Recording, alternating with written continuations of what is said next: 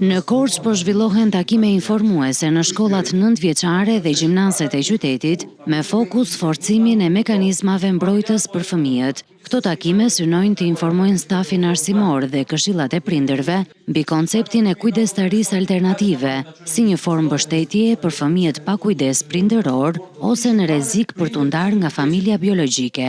Fokusi kryesor ka qenë promovimi i familjes kujdestare, njohja e komunitetit me shërbimet, çfarë ofron dhe kontributin që mund të jap gjithë secili prej nesh në kuadër të kujdesit alternativ.